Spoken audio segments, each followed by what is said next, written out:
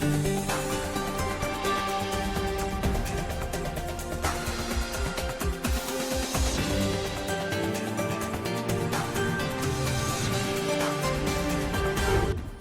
today's World Insight, flurry of diplomacy among BRICS countries in the face of geopolitical challenges, tight global energy and food supplies amid the Russia-Ukraine conflict. What do these interactions mean in the push for calm and stability?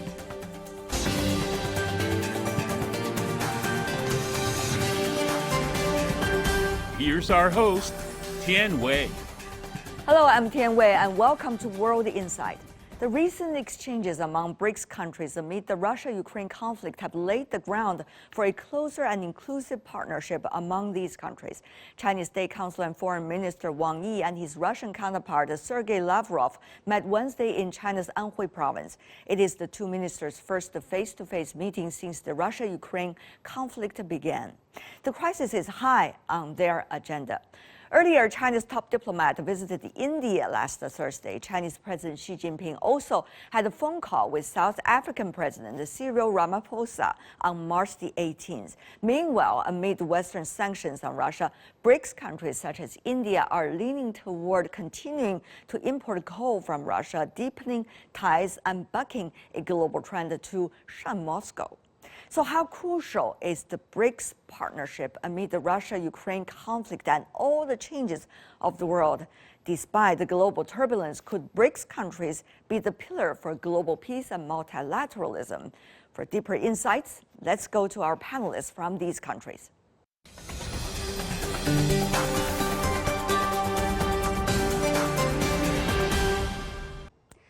For more on the two foreign ministers meeting and how BRICS nations dealing with the Ukraine crisis, we are joined in Moscow, Pavel Felgenhauer, Russian political and defense analyst. In New Delhi, Sitrapu Uday Bhaskar, director of the Society for Policy Studies. And in Beijing, Yang Xiyu, senior research fellow from the China Institute of International Studies. Mr. Felgenhauer, how much do you see the behind-the-scenes consultations on the crisis might have an impact on Russia's position? Well, the crisis, of course, has a fundamental effect on Russia's positions in the world. Russia is right now in an acute confrontation with the West on many fronts, though it's a kind of cold confrontation, like the hot confrontation happening inside Ukraine. But still, it's very severe sanctions. Russia is going to announce counter-sanctions. Well,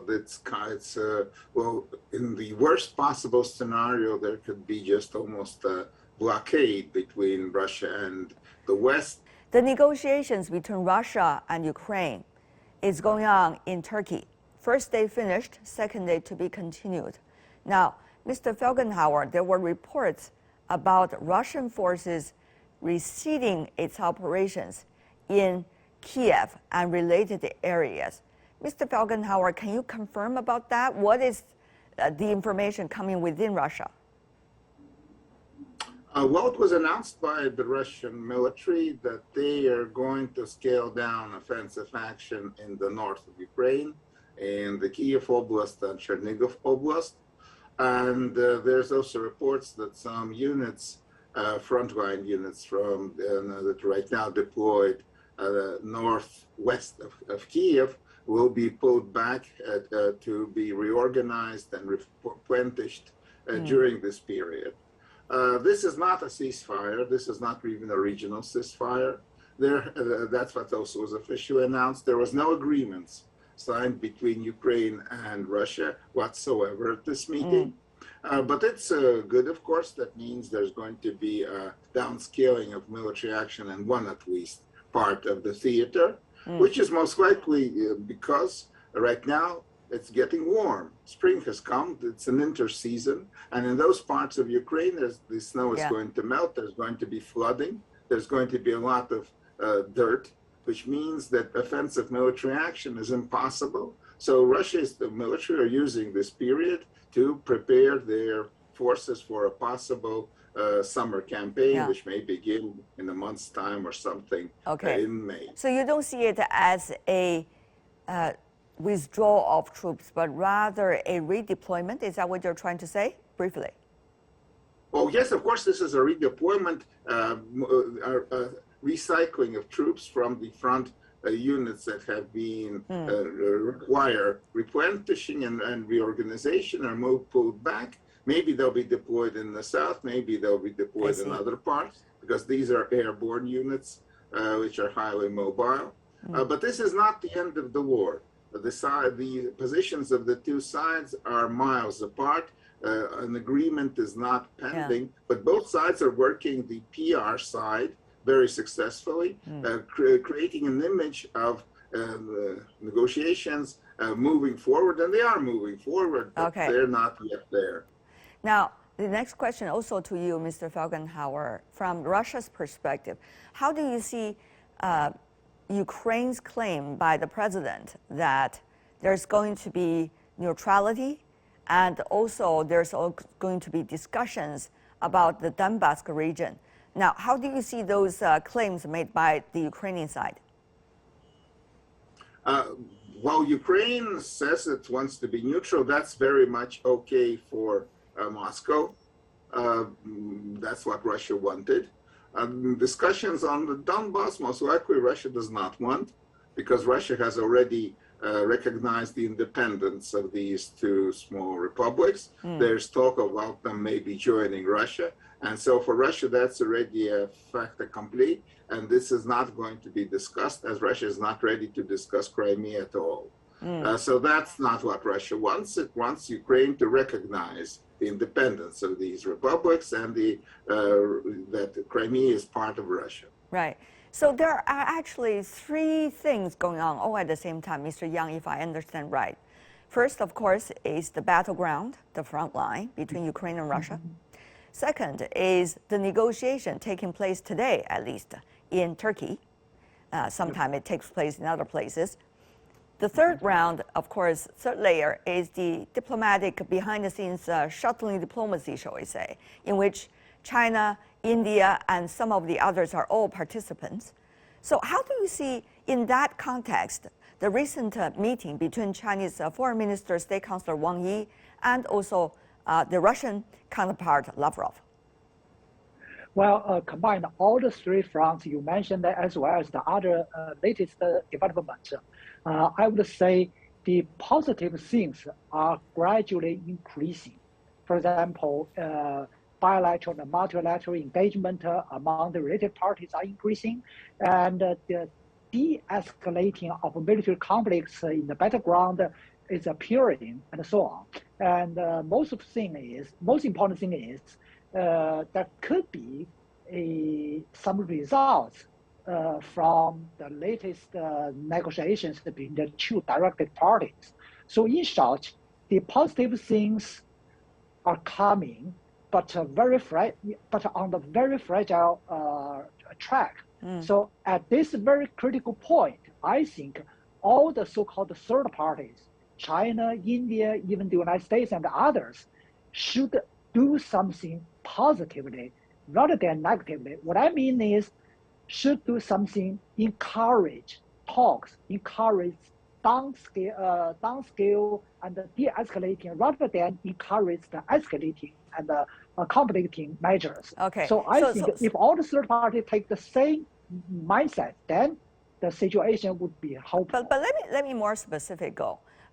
Mr. Yang, the talks between the two foreign ministers, of course, Mr. Lavrov, the foreign minister of Russia, was in China with the capacity of attending a Afghanistan-related multiple-party discussion. Now, that is his official capacity, but everybody knows behind the scenes the discussion about Russia and Ukraine is definitely going to take place. So, Mr. Yang, are you suggesting China is optimistic about the latest round of negotiation taking place in Turkey? Is that what China has in mind? No, I don't think China have optimistic views about the negotiation in Turkey, simply because of the core difference between the two parties. Say, the Donbas area is the core differences. I think the neutrality, the demilitarization, and some other issues could be relatively easier to solve. However, the Crimea and the Donbas region will be extremely difficult to be solved. Let's also let's also feel the temperature of Mr. Bhaskar from India. So India earlier has been pretty much in some kind of alliance with the United States, but with the Ukraine-Russia military conflicts broke out, India stands firmly now about what India considers as the neutral stance. So, Mr. Bhaskar, how would you define and analyze that specific stance? If you recall the first votes in the United Nations, India had abstained, along with countries including China. But when it came to the humanitarian crisis, India has also taken a position, which I would call as to balance all the imperatives. It has also urged both parties to end the hostilities.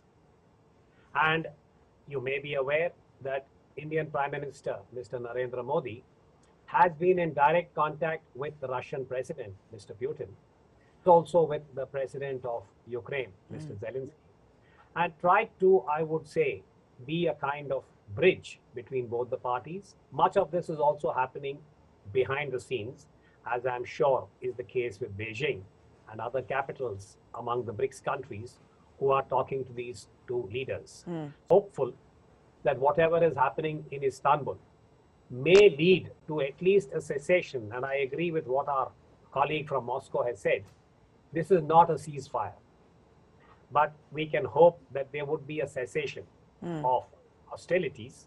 Mr. Felgenhauer, go to you once again. What do you think when the Russian foreign minister coming to China, he is having in mind about what can be done and what is he likely to discuss with his Chinese counterpart?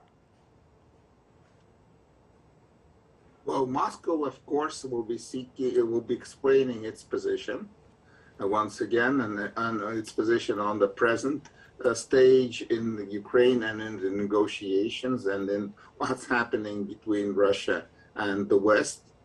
And Russia will be seeking Chinese support in this very serious situation it found itself in.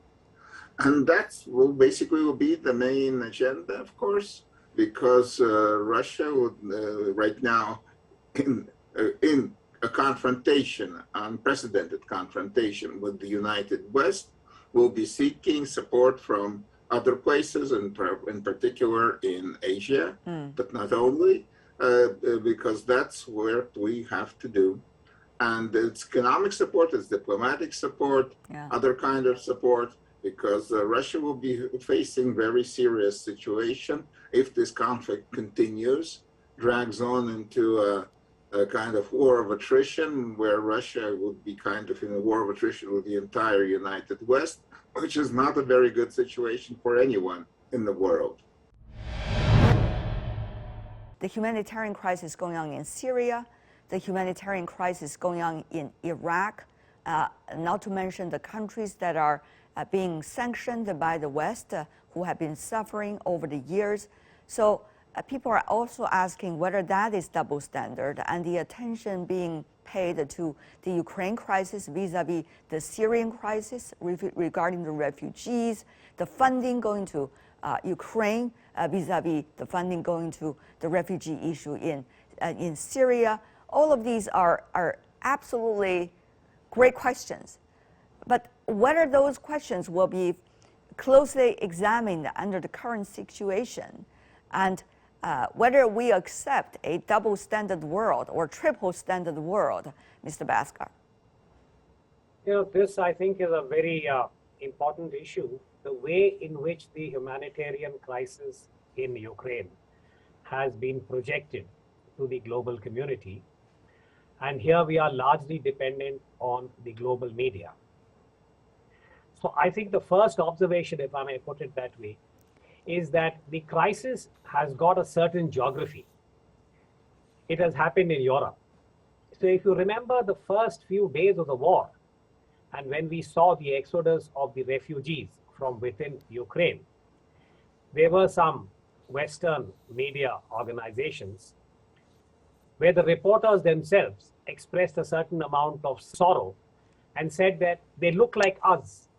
There was an element of what I would call as racial and ethnic empathy. So that one of the reporters actually spoke about the color of the eyes and expressed, and this is a tragedy. I'm not trying to minimize it in any way. But you could see there was a certain natural empathy for the humanitarian crisis emerging from Ukraine, and they had the widest reach, so they got this particular point across. We did not see this happening, for instance, as far as West Asia is concerned. For instance, in Syria, what has been happening in Yemen? I mean, Yemen has gone off the global radar. A few months ago, Afghanistan was the top story in the global media.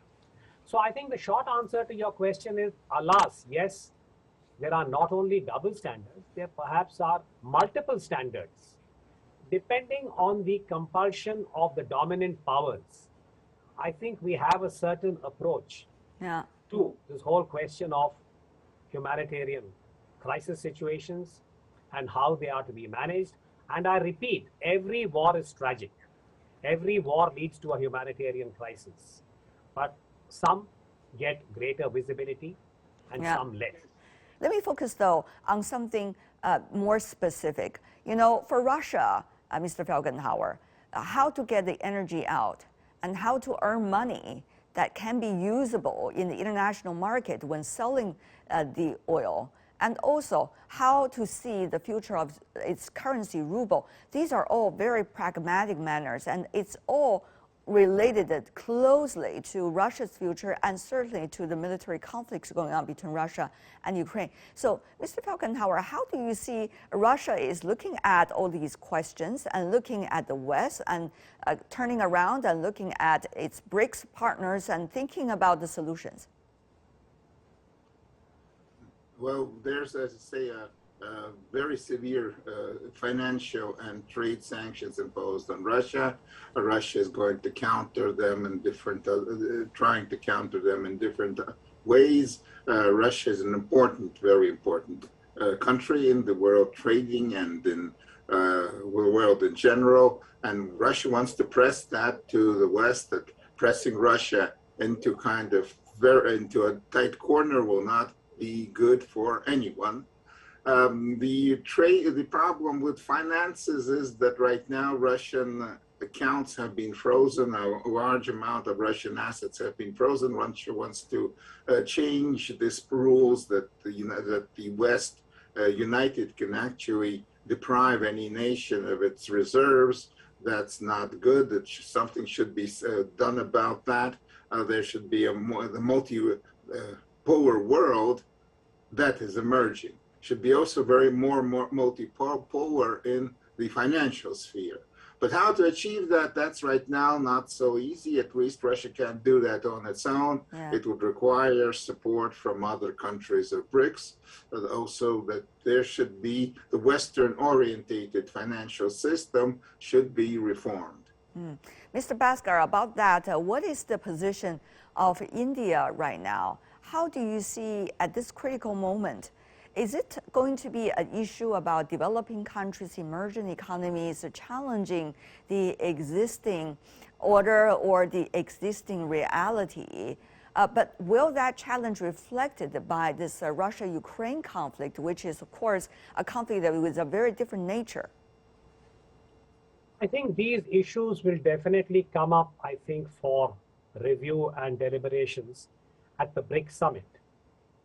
Because among these 5 countries, which is Brazil, Russia, India, China, and South Africa, they do represent a large part of the developing world. And my own reading is that if you look at the Global Prosperity Index, GDP, the current figures for 2021 are that the United States and the so-called Western Alliance has a combined GDP of almost $45 trillion.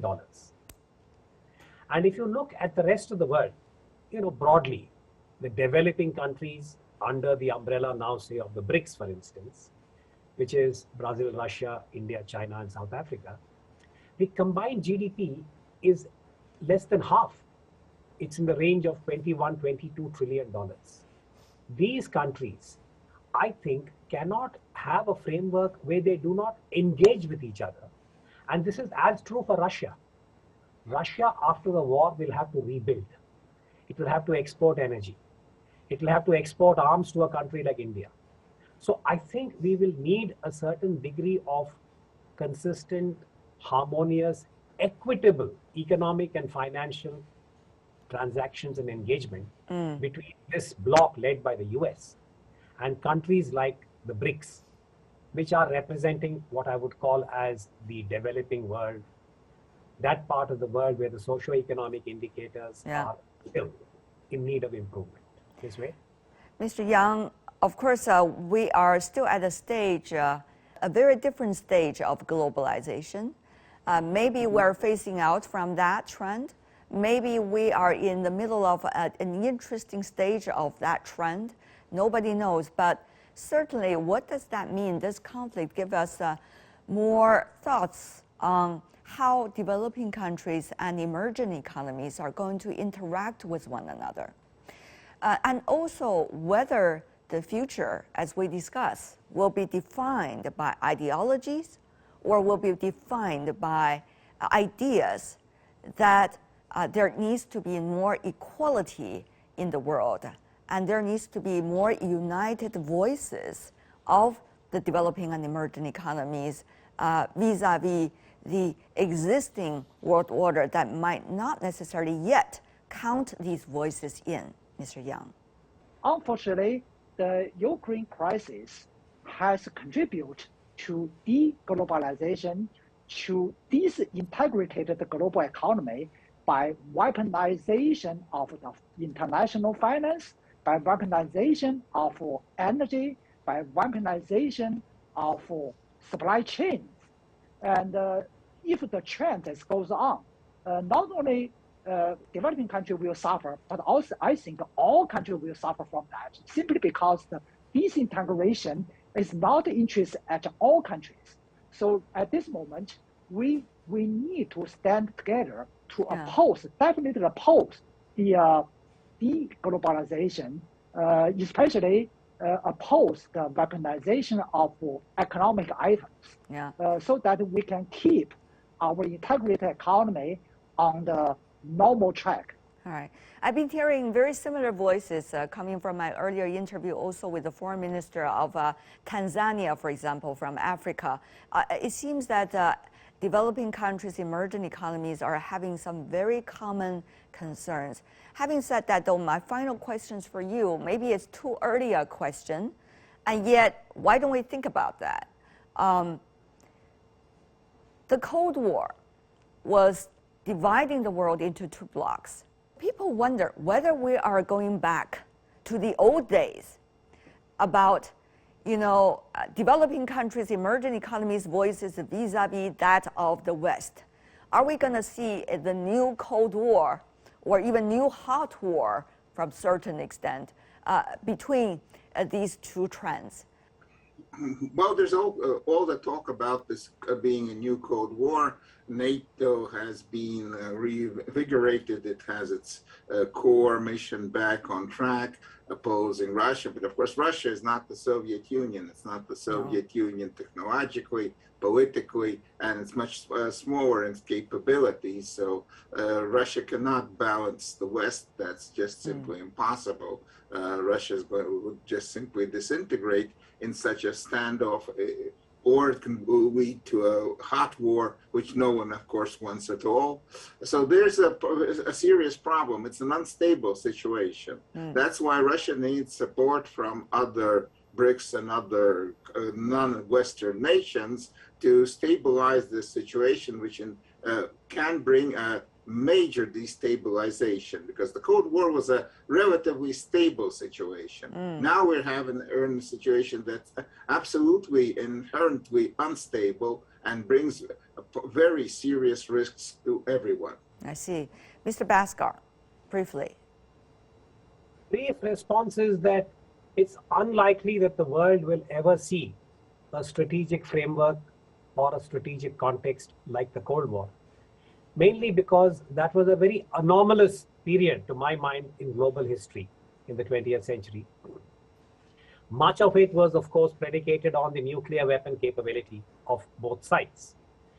And as far as the economic and financial dimension was concerned, the ruble was insulated from the global financial system, and the United States and the West had their own framework. But I think post-Cold War, from 1991 to 2021, these 30 years, the main feature of globalization is this very dense, complex interaction between the entire globe in terms of economy, investment, trade, and all the other determinants. So therefore, whatever happens post-Ukraine, it's very unlikely it will replicate the Cold War and the Soviet Union, because today, as our Moscow colleague points out, Russia is vulnerable. Yeah. With the weaponization of financial and economic tools, as Mr. Yang has pointed out, that to my mind is the nuclear option in finance and economic terms. So therefore, I personally feel Russia is very vulnerable. And getting back to that kind of a context of the Cold War where you had two equals is very unlikely. Mr. Yang, please, final thoughts, also briefly. Yep. Now, the Ukrainian crisis put the whole world at a very critical crossroad. The crossroad towards the new era of Cold War or continue the no Cold War style world. Unfortunately, the battleground in Ukraine put world into the divided security arena. And meanwhile, the sanctions trying to isolate Russia from the global system also put the global economy into the divided one. The divided security and the divided economy will simply put the world into the new era of a new Cold War. That is what we want to prevent from happening. So for doing that, I think ceasefire as early as possible in the battleground, and also ceasefire in the sanction isolation-oriented measures. Yang Xiyu, Sitrapu Uday Bhaskar, Pavel Felgenhauer from China, India, and Russia. Thank you so much for joining us, gentlemen. Thank you. That's all the time we have for today. If you'd like to know more, search World Insight or check out our YouTube channel. Follow us on Twitter and Facebook. I'm Tian Wei. On behalf of my team, thanks for being with us. Bye for now.